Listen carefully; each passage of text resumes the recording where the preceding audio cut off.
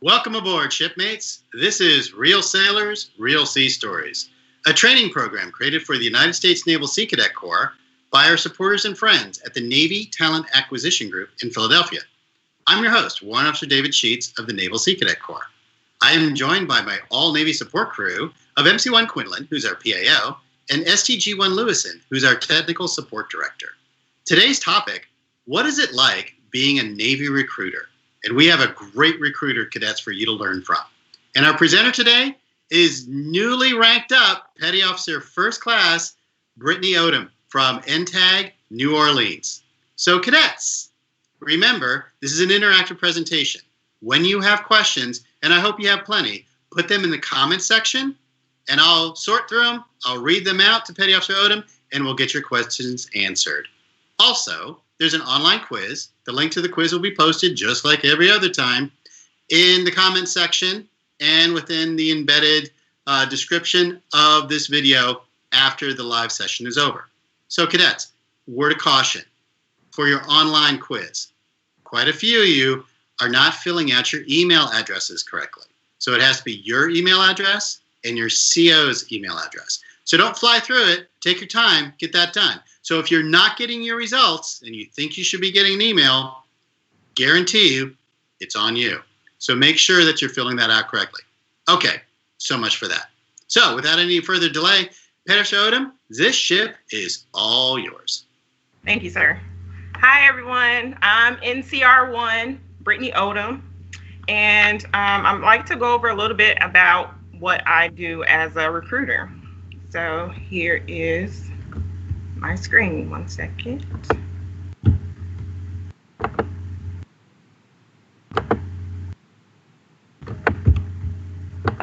So, Petty Officer Odom, where are you right now? Just so our cadets get a sense of where our speakers are coming from. Right now, I'm in the great state of Mississippi, out of a little town called Gulfport. It's right on the coast. You might know one of the cities as Biloxi, Mississippi, where the beach is. I've been here for a little over 8 months, and I will be here for 3 years. Oh, very nice. Thank you. Sorry. All right, guys, a little bit about me. I'm from Rocky Mount, North Carolina. It's right outside of the capital of North Carolina, which is Raleigh. I've been in the Navy for 12 years. Next month, I'll actually hit my 13-year mark. It's been a long time coming, but I'm happy that I actually made it through it. And I joined the Navy to earn money for college and to travel the world. One of my cousins actually joined before I actually graduated high school, and I got a little insight about how the Navy worked because I was in Air Force ROTC in high school. So to be able to learn more about the Navy, it gave me a better opportunity for travel. So I took the first thing smoking out of my little city in North Carolina, and here I am now. So since you were in Air Force Junior ROTC, why Navy? Other than, you know, it's a change, right? Because of your experiences with the Air Force rank structure, culture, and everything like that, right? So this was a pretty big switch. Was it just because of your relationship with that person, or was there other things that attracted you to the Navy? So being attracted to the Navy, I didn't know much going in. But once I started reading up on a lot of the things, I realized how much the Navy traveled. That was my main thing, because at the time I wasn't really ready for college, and I didn't apply for any scholarships during my senior year. So I thought, hey, why not travel and see the world first, and then whenever I get the experience, then I'll go ahead and start doing my college studies. So after like my 5th year in the Navy, I actually started my college and I finished my associate's degree, and I'm actually working on my bachelor's for health services, and I should be done by December. Oh, fantastic. So, very nice. Yeah, that's a really cool thing about the Navy too. They give you opportunities for education and a lot of personal growth. So I'm really happy about that as well. Great. I want to say the best thing about my job right now and why I decided to be a recruiter was because I actually get the opportunity to be a part of changing somebody else's life or like benefiting their future. It's always a great thing whenever someone leaves and then they finish boot camp and then they come back here to help out with help me out with some of my studies and like getting engaged with other people to actually tell their experiences while in boot camp and to know that I actually had some type of impact on their life. That's very rewarding, right? Because they're changed when they come back, I'm sure. Yes, sir, they are. One of my top memories, I would say, was on my very first, my second ship, the USS Enterprise, which is a carrier, the only carrier in its class that got decommissioned in 2012. I actually got to be a part of the decommissioning ceremony, which is pretty much when the ship becomes inactive and they take all the parts and they either give them to another ship, or once they're done with everything, then they pretty much either make the part of the ship a museum, or they go out and they sink whatever's left of the ship. So I thought that was a pretty cool experience, and being able to be a part of that ceremony, and also them announcing that the next Enterprise would be CVN 80. So I thought that was pretty cool as well. That is very cool. Some of my previous assignments, my last ship was the USS Portland, which is the LPD-27, an amphib ship. I got to commission that as well. That was a really tough assignment, especially not knowing what I was getting myself into. So, I would assume that it's really dramatically different from a commissioning exercise to a decommissioning exercise and what you're responsible for, right? So what is a commissioning exercise for a ship like that? What does it entail, like your experience in particular? So I got to the ship and it was already built, so I didn't get to experience the christening of it, which is basically they're assigned a sponsor. The sponsor comes and they do like a champagne ceremony when they enact the ship. They break the bottle and they introduce the ship to the Navy.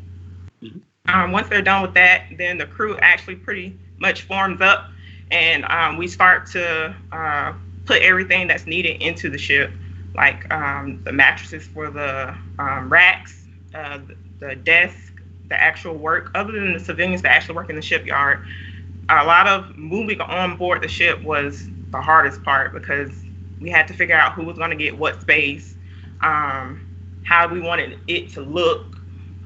So it was a lot of moving parts and a lot of, I want to say, ups and downs, because everyone didn't know exactly what to expect. So as long as we pulled together as a team, I think we did really well, especially with the time frame that we did have. So that experience was really a challenge. Okay, very nice. Thank you.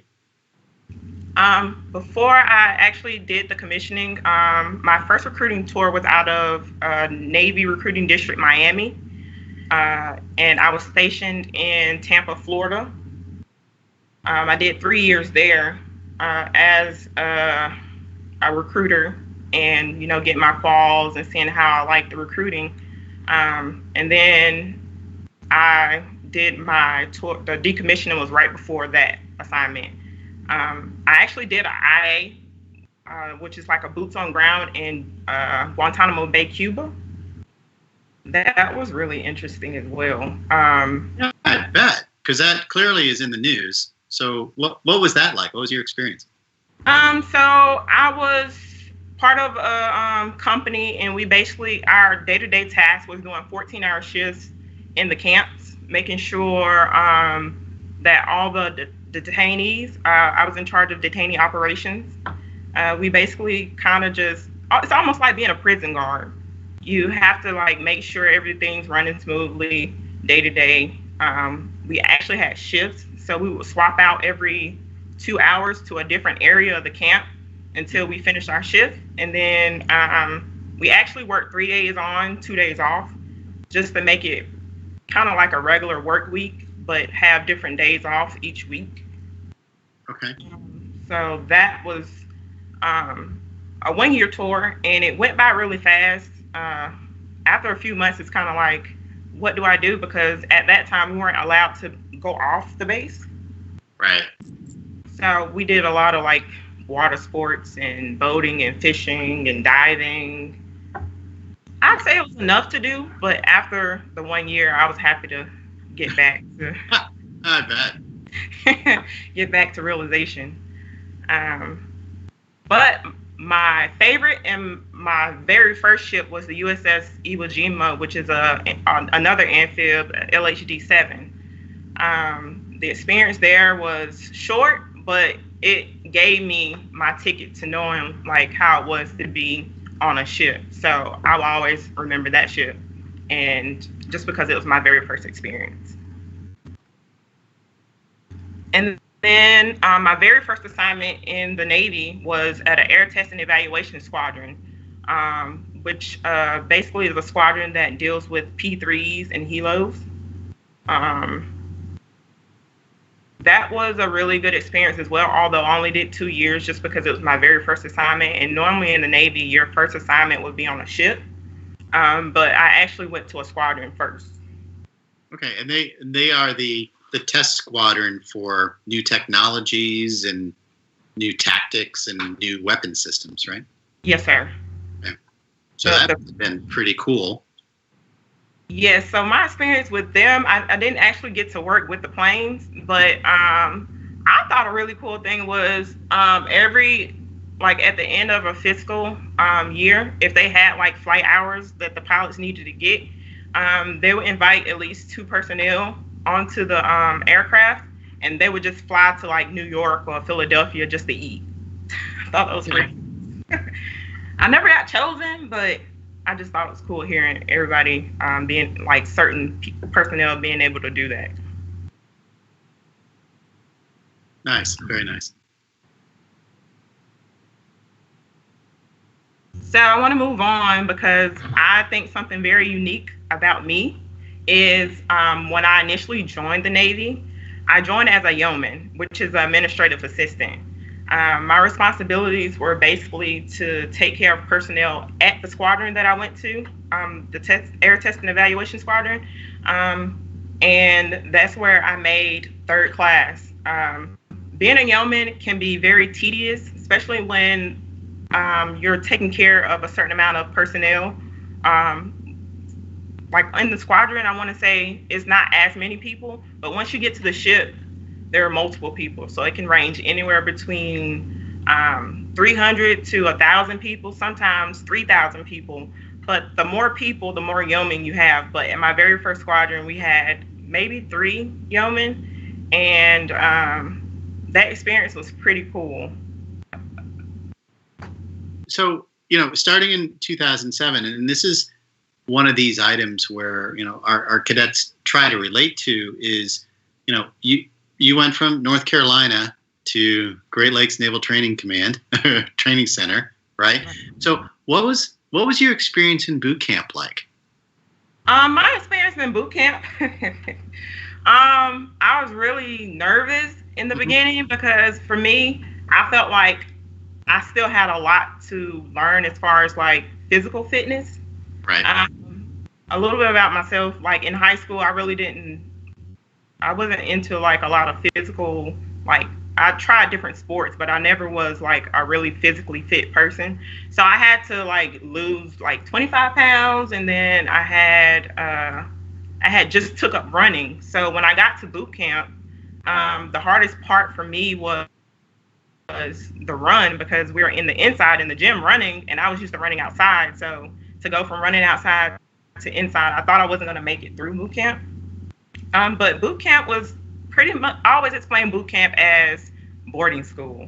Why I say that is because you're still learning as if you were in class, but you're also given tasks and you're expected to know certain things like rank and recognition, the history of the Navy, the different types of ships.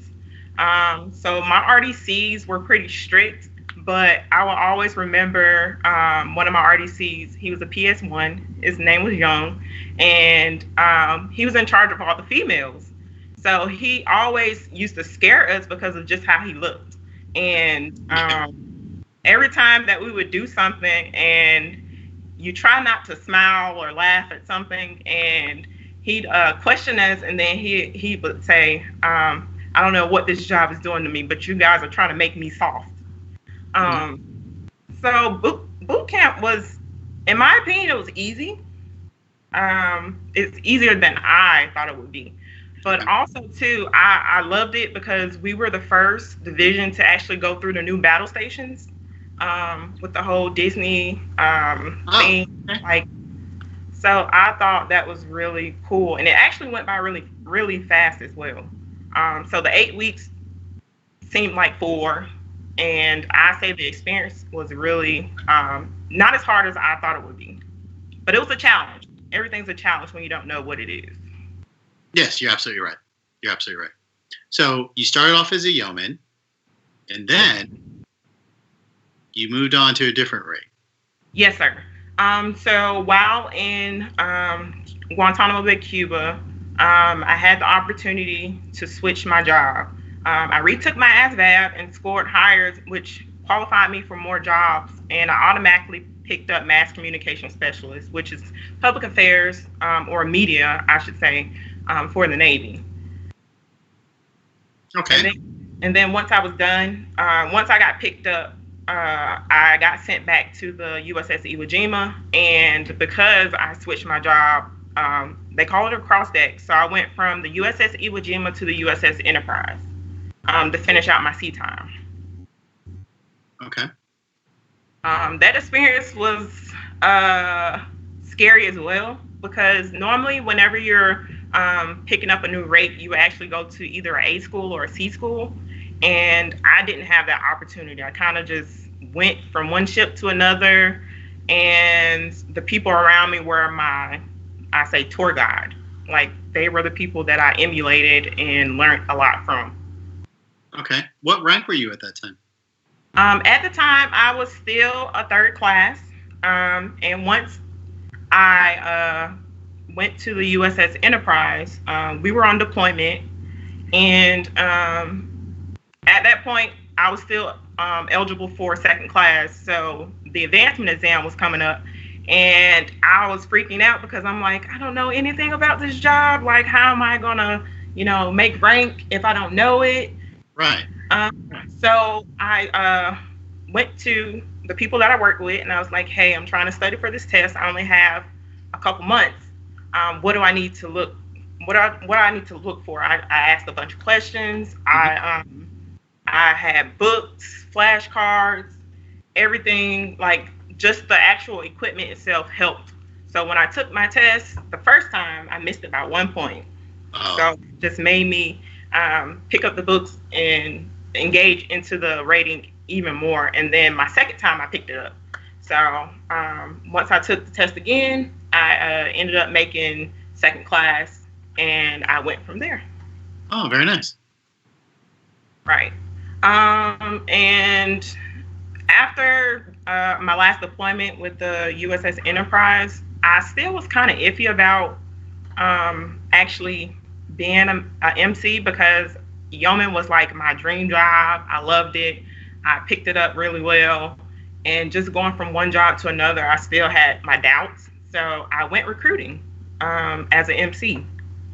And that was a bigger challenge than I also thought too, because becoming a recruiter or not knowing anything about recruiting and just being out there, you get the information you need. It's just all about how you apply it. So once I got to Tampa, Florida, when I started recruiting, I started realizing, like, okay, this is similar to a yeoman, but at the same time, it's a little bit more of a challenge, because you got to know how to talk to people. You got to know how to engage.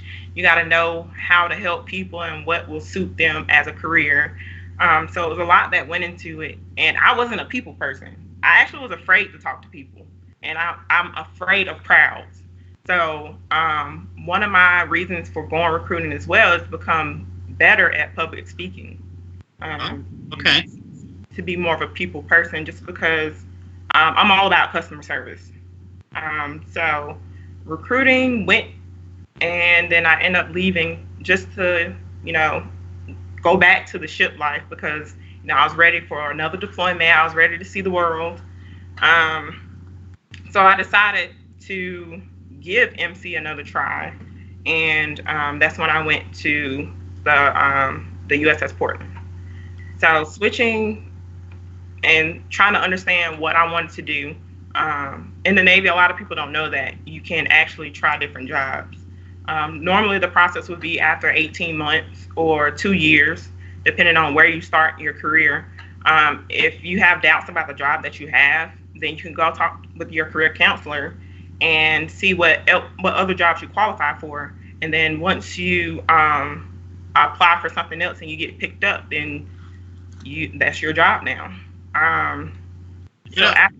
That's really nice too, because some of the questions that cadets run into, and probably any future sailor runs into, is they're picking a rate like right at the beginning, and they don't really know anything about it other than what they've read, some of their research, maybe a few videos and things like that.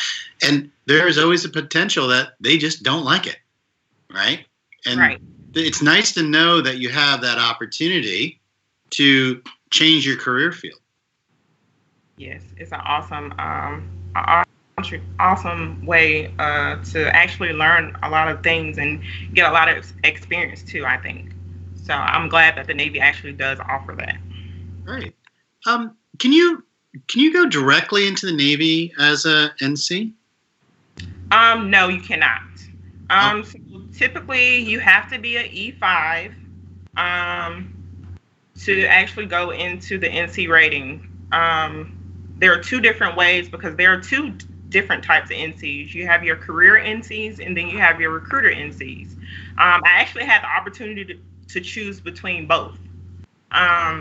With the career NC, you pretty much are a liaison on board or in the Navy, a career liaison for all the personnel that you work with, whether it be, I'll just say command. So you're helping them with their actual career while they're in, versus a recruiter, we're helping people determine what type of career they want before they go in, or we're getting them to the first steps of getting in. Okay, that makes sense. So for the NC rating, you do have to be E5. For the career part, the experience, you have to have at least 1 year of experience being a career counselor. And then for the recruiting, you have to have completed, did some type of recruiting tour or be in recruiting to actually become an NC. Okay, great, got it. Thank you. All right. Next, I'm actually going to show a little clip of how recruiters recruit, or just in general, telling you a little bit about recruiting.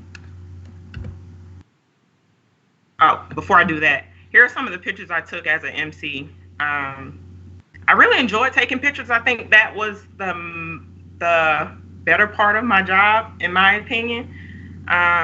Doing videos was pretty cool too, but it's actually a lot of work when you're trying to deal with sound and audio and putting the video together.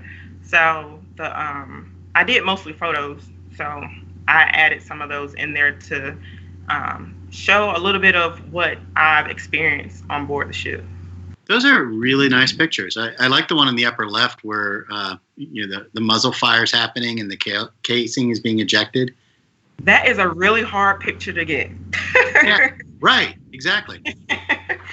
It took me, I don't know how long it took me, but it took me a lot of different times to actually get that shot. Yeah, I would think so, because the likelihood of it happening at that second is pretty low. So in the old days when they had film, that'd be a couple of rolls of film just to get there. But lucky you, it's all digital now, right? Right. Was that a legitimate fire, or was that a training thing in the center of that ship? So it was a training session, but it was a legitimate fire. That boat is actually something that it shot. So that was a training boat that we had to go out to get a qualification for. So that actually did that to that boat. Well, it was asking for it. All right. Very cool. We didn't think the fire was going to get out of hand, but we had people on standby. Well, what could happen? What's the worst thing? It just sink, right? So. Right. Yes. Very nice. Thank you. No problem. Here is a little bit about the career recruiter history. The actual recruiting or career recruiter force was established in 1978. Basically, it was consistency. We're recruiting managers to provide consistency and leadership to the Navy's recruiting efforts. The Navy Recruiting Command manages qualifications and career paths for all recruiting forces, and even the sailors. So to be a recruiter, you don't necessarily have to be an NC. You can go in pretty much almost any rate, or any rate that would allow you to go recruiting. Not all rates are able to go recruiting because of manning. Right. So if you have the opportunity, it's always a great experience to do something outside of your job and not actually have to like do that job for the rest of your time. So we consider it a special duty just because of its challenges, and you're working outside of your actual rating. So cadets, that's something to really think about, because this is our 27th episode of this program, and all the preceding presenters were all in their rates, but they're doing recruiting duty. So Petty Officer Odom is our first actual Navy recruiter, rated Navy recruiter that we've had here.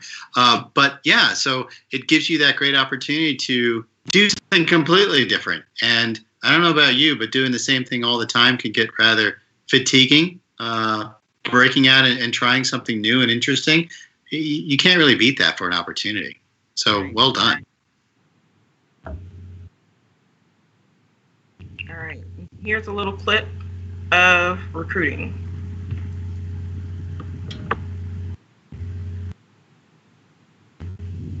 Whoops.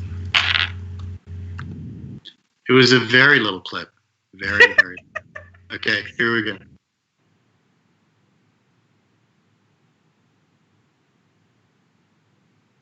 So for some reason, we don't have audio.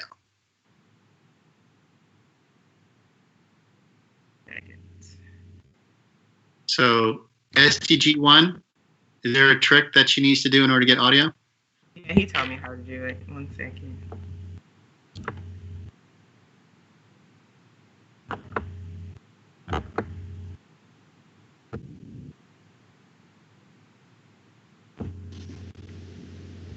I got it now.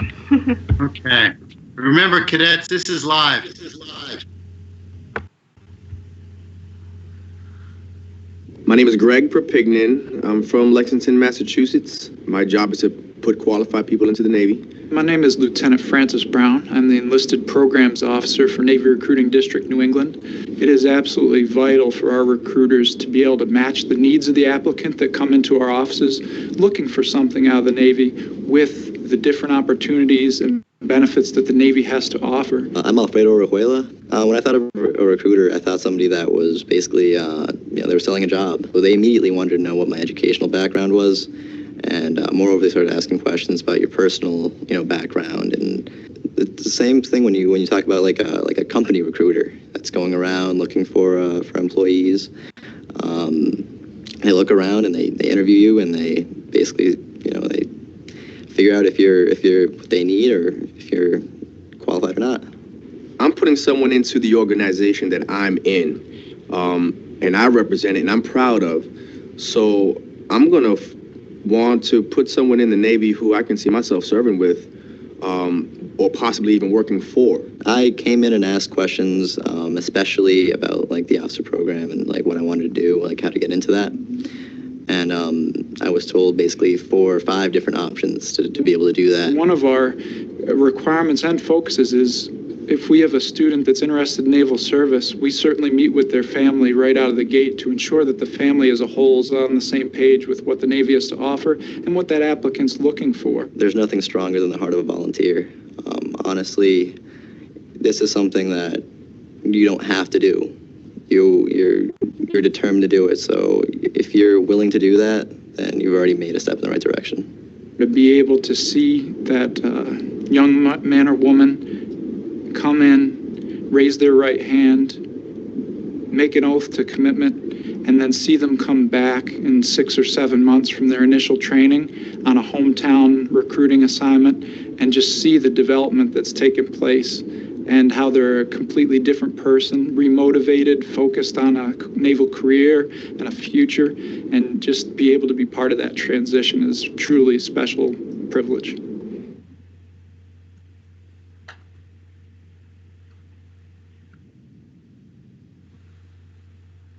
All right, so I know when you think recruiter, you think, hey, recruiting, but what do they really do?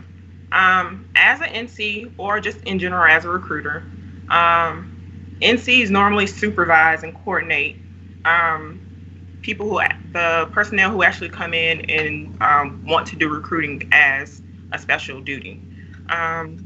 We would be considered the subject matter experts at training and making sure that everyone knows their job and that it gets done correctly. We also counsel individuals and their parents, especially those that are still in high school.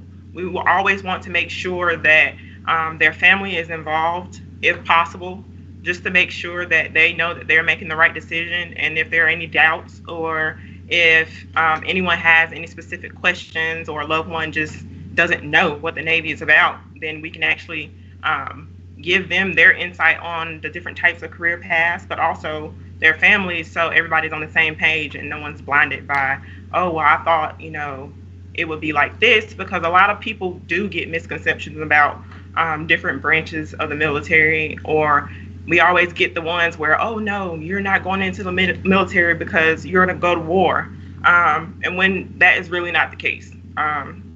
So it is good to have family there whenever you come into the office for your interview, just so we can give everybody what it is and everybody knows exactly what's going on. But for us, we also have to go out into the high schools or just into any type of civic group or recruitable population, just to make sure that we can find as many people as possible, not just the people in general, but we have to also think to ourselves, who would we want to recruit? Is this person really looking for something better, or have they ever even thought about joining the military? Just so we can pique everyone's interest and get an idea. So that's how we get our people. So recruiting is not just sitting in an office. We go different places. We travel different states to help others with their recruiting efforts. We call them swarms. It's kind of like a convention almost. We bring all our little toys and we sit back and tell whatever it is our experience is, whether it's another rating that they can tell what they've been through in the military, or just to see how well we can let them know what the Navy's all about. So recruiting is a lot of different things. But I call it, we're the billboard for the Navy, because we're the subject matter experts in knowing everything there is to know about the Navy, so we can present that to people that are interested. So, Odom. Oh, wait, we have our echo back. NC1, can we fix that real quick?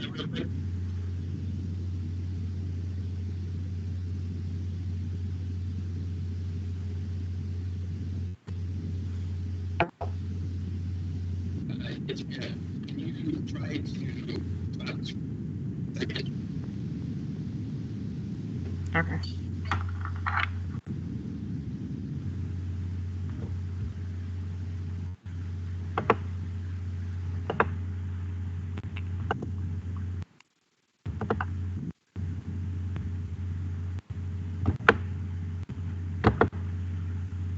Did that work? Let's find out. Sounds like it. Excellent. We've had a whole episode of that, so we're pretty good at responding to it. Once we know what the problem is, so the cadets are really good about saying, "Hey, you're echoing." So we always appreciate it, cadets. Keep us on our toes. There's nothing wrong with that. One thing, cadets, for you to think about, in case you don't know this, is that if this is something you're considering, and we're talking about this rating, but we're not recruiting you in this presentation. We're just describing this as a job field and what this means. So please keep that in mind. So just want to make sure that there's full disclosure with that. But, if this is something that you are interested in, that conversation with your recruiter is vital, especially letting them know that you have been a member of the Naval Sea Cadet Corps.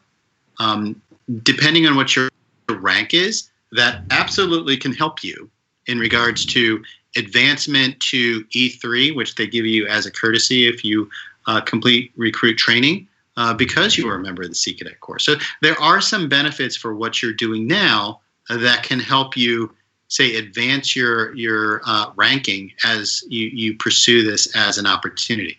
Again, we're not recruiting you here, but I just want you to know that as when you engage with great people like Petty Officer Odom, that you know that you're also bringing something to the table. And that's not totally different from when there are college recruiting fairs and other things where different corporations come in and they talk about their organizations and they try to get the best candidates to do that. The Navy's really no different than that.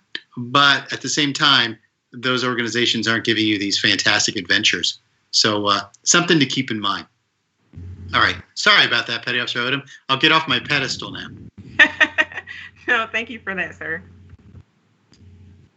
So here are more photos that I actually took. And the middle picture down to the bottom is actually one of the simulators that the Navy does have whenever we do a swarm. It's kind of like a little video simulator that the students or whoever comes out gets to experience like different parts of going through the Navy. I've never experienced it myself, but we use it in recruiting a lot. As long as it's available, then we're able to request it at maybe a high school or some type of career event. Then we'll try to get it out so people can see like different aspects of the Navy through our virtual setting. I actually have used that before. It was at the Army-Navy game, and they had the trailer with all the virtual reality things. So the one I had was I was piloting a Swick boat, in theory, with some Navy SEALs with me, and I'm going down this river, and I had to get them onto the side so they can engage with the enemy. I was really good at driving the boat, but then I got it stuck on the shore, and I just got everything just blown away on me. I was like the worst pilot ever. I think I got 0 points out of 1,000. It was kind of embarrassing, so I made sure that I left before anybody else who was doing it could actually notice my score. But they're a lot of fun. So if you have the opportunity, take it up on it. I'm sure you cadets will be a lot better at it than I am. All right. And another thing, too, while I was at NC, we're always behind the camera. So I found a picture of somebody taking a picture of me videoing. So normally I always tell people like, hey, I'm taking the picture, so I don't need my picture taken. That's okay. I think that was kind of a way to hide behind something, too. So I wouldn't have my picture taken, but I thought it was funny when I was looking up photos that I actually was in one of them. So what ship were you on at the time? I was on the USS Enterprise at that time. Oh, very cool. Right. But yeah, the photos are great to look back at, watching different people do different things in the Navy. Like on board the ships, we used to have church sessions. I would get to see firsthand a lot of different things. As far as like whenever we do our drills for general quarters and making sure that everyone was prepared for if the ship were to catch on fire or if there was a flood. Also efforts as far as like taking on supplies or food. I was always there to get the experience and to see exactly what everybody else did. So being an MC was pretty cool. Well, MC1 Quinlan will probably agree with you on that one. She guarantees it's the best rate in the Navy, and that's quite all right.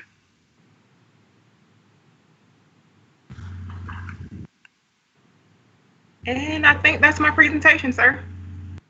Excellent. Well, we do have some questions. So again, is it officially NCR versus NCC? Is that how the ratings work now? Yes, sir. So I say for paper purposes, it would be NCR, but at the end of the day, we're NCs. Okay. All right. Yeah, I'm just trying to get used to some of the nomenclature associated with that. So there were a few questions coming in from the cadets during your presentation. Cadets, if you have some more questions, please put them in the chat window, and I'll do my best to bring them forward. But here's a really nice question from one of our cadets, and that's based upon all the experience that you've had so far, right?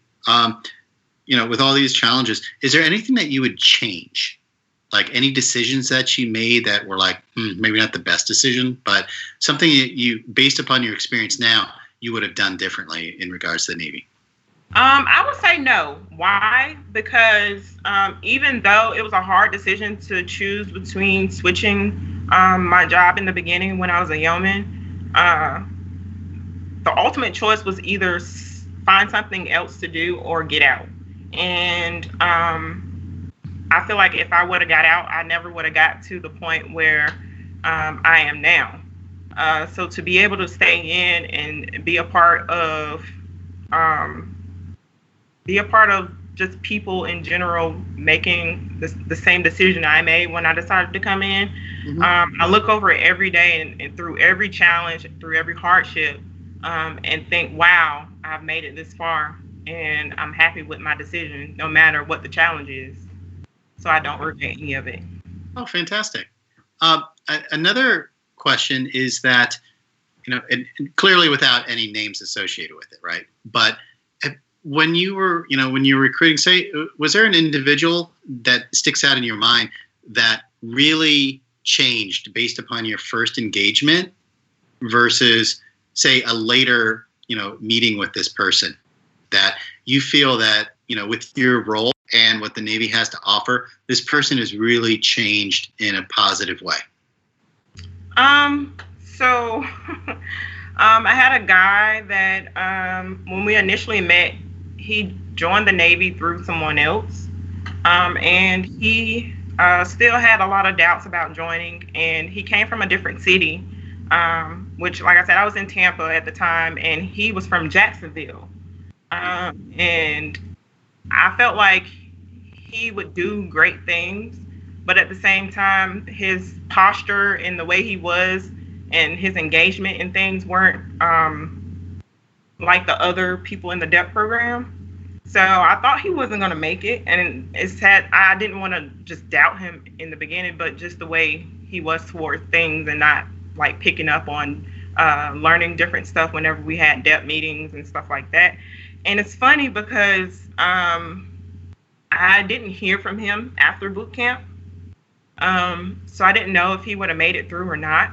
And when I went through school to officially become an NC, it's funny because I saw a name and I was like, that name looks familiar. Mm-hmm.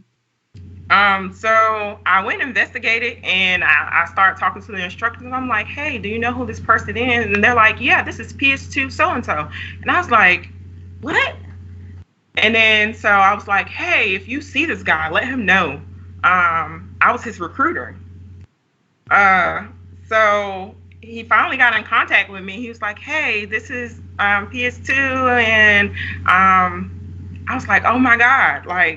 So I asked him where he was going. And the funny part is, so he signed up for recruiting. He's actually recruiting in the same office that I recruited out of. Oh, how great.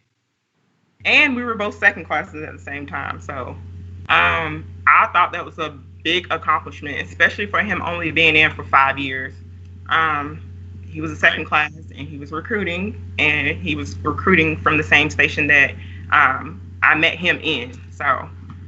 So he went completely full circle there. Yes. Okay. That's nice. So, one of the things that you mentioned right at the very beginning was travel, right? You wanted to see the world, not just the ocean, but you wanted to see the world. So what were some of your favorite places that you've been to? My all-time favorite place was Greece. Okay. How come? The food was awesome. The islands were amazing. The views, the water. The crazy part was people drive really crazy. I thought one day I was going to lose my life because the cab driver that we had, like the speed limits are way above what we have here. So, and sometimes some of their streets are only one way. So if a car's coming from one way, they would drive on the sidewalk. It was pretty scary. Right. But I like to eat. So the food was amazing. Like I want to go back. Okay.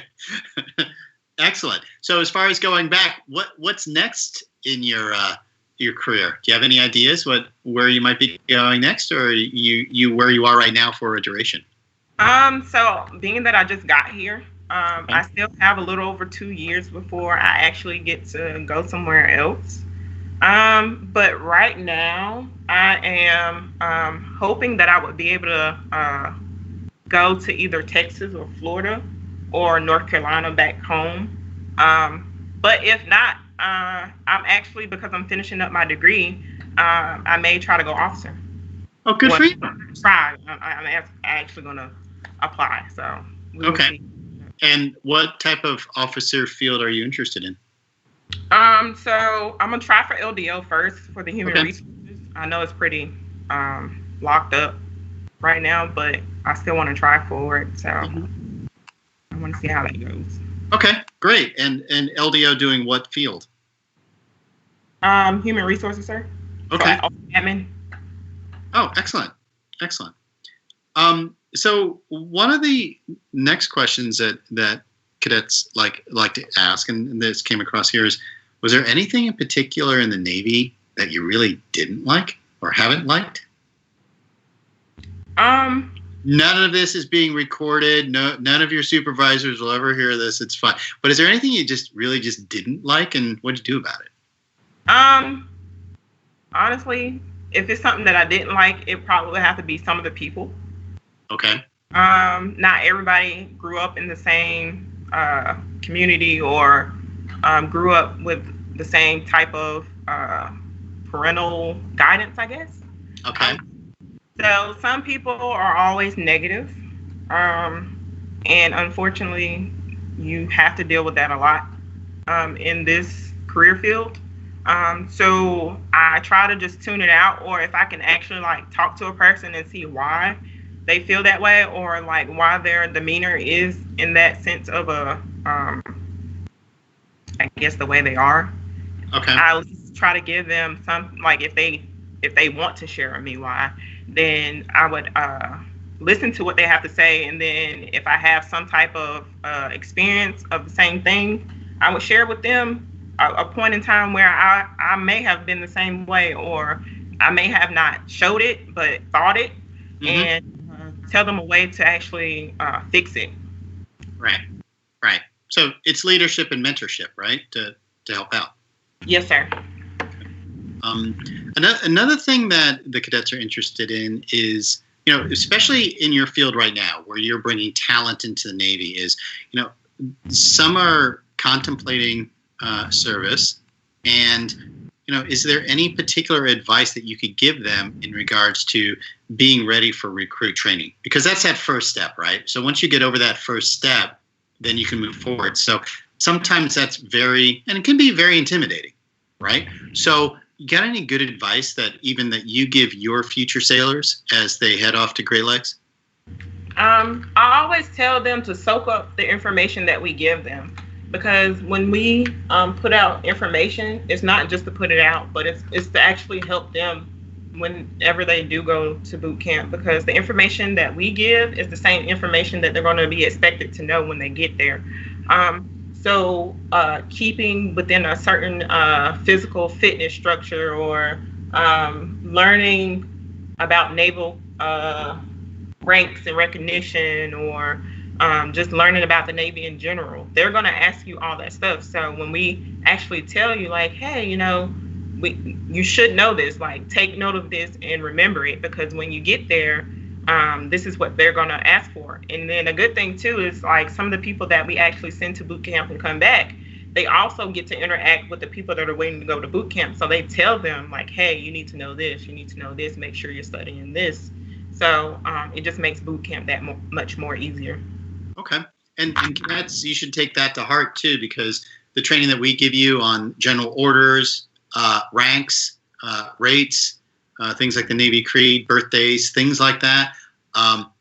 Those are the types of stuff that she's discussing here. So, make sure that when you're at your units and when you're working within your squads, if your unit is divided into squads, or if you're in a leadership position, it's really important that you are training the people in your care, right? The people that are reporting to you, that you're supporting. So, all of this stuff matters. So take the lessons that we do within the program and take them seriously, because, as we just heard, those are the types of things which will make if you're going to recruit training, will make it just a little bit easier. And anything that you can do to prepare ahead of time, you're well ahead of the game. So keep that in mind.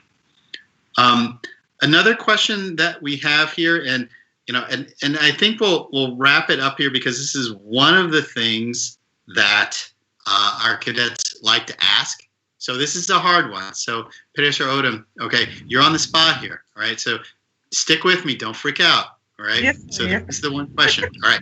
So, and the cadets probably know this is coming, or anybody that's seen our presentation know that's coming. So this is usually our good closeout question. So, all right, if you were to describe the Navy in one word, what would that one word be, and why? I would say diversity.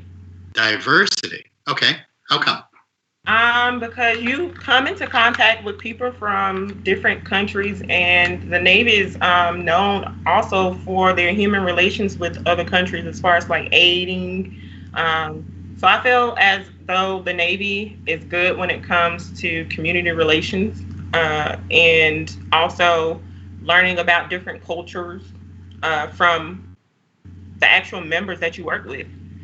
So I think that's pretty cool, because there are a lot of people I've never met, as far as like from different countries, that the Navy has.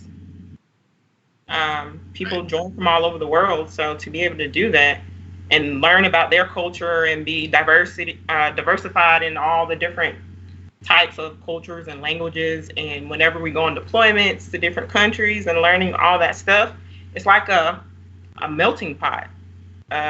You get to learn everything you can. As long as you ask the question, they're there to tell you whatever it is you want to know. Right. And what did you find out when you're asking people about this? I mean, is it pretty much that we're all kind of the same? Maybe we have different backgrounds, but we're all generally the same type of people? So you have some people that struggle with the different, like coming from another country to America, just because their the way they live may have been a little different. But at the end of the day, we all are people. Like, there are some things I may not know, or may not have known, and whenever you have a problem or something that you don't know, it's okay to ask questions and learn from it. I don't know everything, but if I don't know something, I'm going to ask, or ask for help, or if I'm curious, just ask. Excellent. Well, thank you very much for sharing your one word. I mean, that's a very good one. So excellent choice. Really appreciate it. And Peter Odom, on behalf of the entire Sea Cadet Corps, I really do thank you, not just for being part of our program today, but for the service that you and your fellow recruiters do, not just for the cadets, but for all of our future sailors. I mean, helping someone work on their future, right, is very rewarding, right? And to align that person with something of interest and giving them opportunity that's up to them to take, right, it is such a rewarding thing. So, I'm very happy that you decided to go down this field. And, I'm very proud of what you and your fellow recruiters do as far as changing lives. So thank you very much. I really appreciate it. No problem, sir. And cadets, again, thank you for your participation and the questions that you've asked during this episode. Hopefully we've made Navy recruiting a little less, complicated. But, the first step of any journey is to ask questions. So, find out, do your research, talk to your fellow cadets, talk to your officers corps, figure out what's interest to you or what you don't like, but be armed with information. And when you have that, the world really is yours, so you can do with it as you wish. So, cadets, again, the online quiz, it will be posted in a few moments. Really take your time and fill out your email addresses correctly, all right? .com is not optional, so put that in there. If you're not getting your results back, you probably didn't fill that out right. So make sure you get that done, get your 2 hours of virtual credit, and get the pride of knowing that you fulfilled this little task and you know a little bit more about reinforcing this presentation. So on behalf of myself, Petty Officer Quinlan and Petty Officer Lewison, we thank you very much. And Petty Officer Odom, and for all your shipmates at NTAG New Orleans, thank you for participating. And we will see all of you again for the next episode of Real Sailors, Real Sea Stories. Thanks a lot, everybody. Talk to you soon. Thanks, Barry.